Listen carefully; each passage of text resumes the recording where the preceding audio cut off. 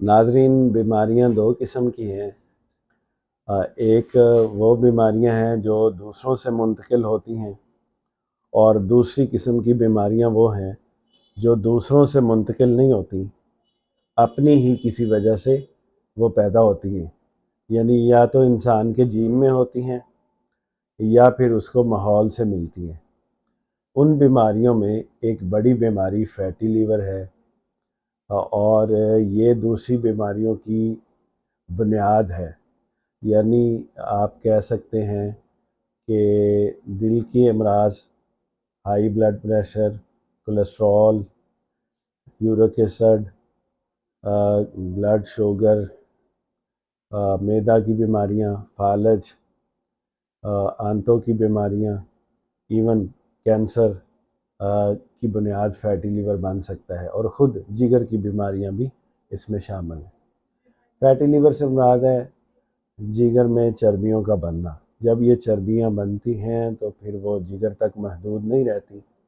بلکہ وہ آگے خون میں شامل ہوتی ہیں اور دوسرے آرگنز کو متاثر کرتی ہیں، اور جب پینکریاز کو متاثر کرتی ہیں تو یہ امکان بھی ہوتا ہے کہ وہ بلڈ شوگر کی وجہ بن جائیں۔ فیٹی لیور کا علاج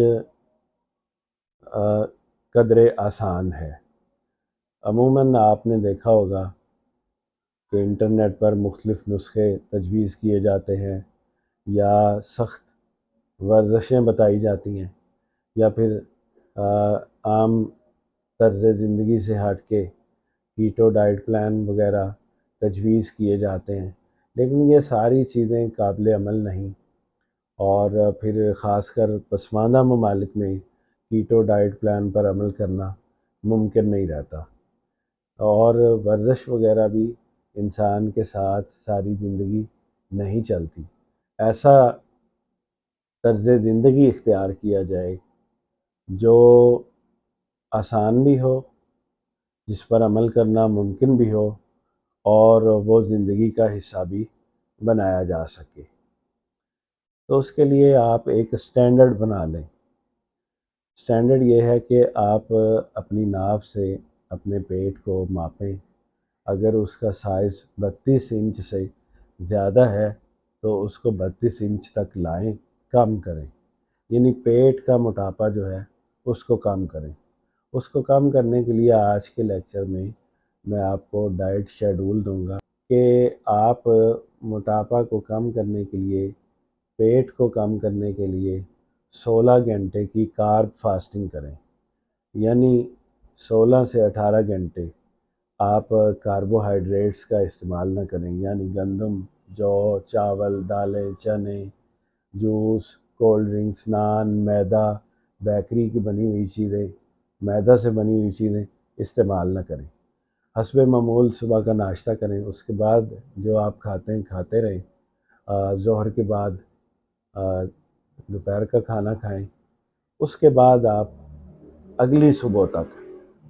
کاربوہائیڈریٹس نہیں لیں گے۔ اس کا مطلب یہ نہیں ہے کہ آپ کچھ نہیں کھائیں گے، آپ کھائیں۔ آپ دودھ کا 1 کپ لے سکتے ہیں، اس کے علاوہ آپ 1 سے 2 دانے پھل لے سکتے ہیں، کینو، مالٹا، پپیتا، سیب، حسب موسم جو آپ کو دستیاب ہو۔ کیلا سے اجتناب کریں، اور اس کے علاوہ آپ ابلے انڈے کی سفیدیاں لے سکتے ہیں، آپ چائے لے سکتے ہیں، آپ سٹیم میٹ لے سکتے ہیں، گرل کیا ہوا گوشت کھا سکتے ہیں، آپ خرگوش، چکن، مٹن، اسی طرح شکار کا گوشت، دیسی مرغ یہ استعمال کر سکتے ہیں۔ آپ سالن میں سے بوٹیاں نکال کے کھا سکتے ہیں، لیکن آپ گندم، روٹی، جو، نان، بریڈ، فاسٹ فوڈ اس طرح کی چیزیں استعمال نہیں کریں گے۔ اس سے یہ ہوگا کہ آپ کو 16 گھنٹے کی کارب فاسٹنگ ملے گی۔ آپ جب رات کو سوئیں گے تو نیند اچھی آئے گی، بے خوابی نہیں ہوگی، صبح اٹھیں گے تو طبیعت خاصی خوشحال ہوگی، قبض نہیں رہے گی، صبح شدید بھوک لگ چکی ہوگی، وزن بھی آپ کا مسلسل کم ہو رہا ہوگا، پیٹ کم ہو رہا ہوگا، مجموعی صحت بہتر ہوگی، گیس قبض کا معاملہ حل ہو جائے گا، اور اگر آپ شوگر، کولیسٹرول اور اس طرح کے امراض کا شکار ہیں تو ان میں بھی کمی واقع ہوگی۔ کارب فاسٹنگ شیڈول جو ہے اس سے متعلق اگر آپ تحریری طور پہ پڑھنا چاہتے ہیں تو ویڈیو کی ڈسکرپشن میں موجود ہے، آپ وہاں سے پڑھ سکتے ہیں۔ آئندہ کے لیکچرز میں ہم آپ کو بتائیں گے کہ کون سی خوراک کو مستقل چھوڑا جا سکتا ہے اور کون سی خوراک جو ہے اس کو کم استعمال کرنا چاہیے اور کون سی خوراک کو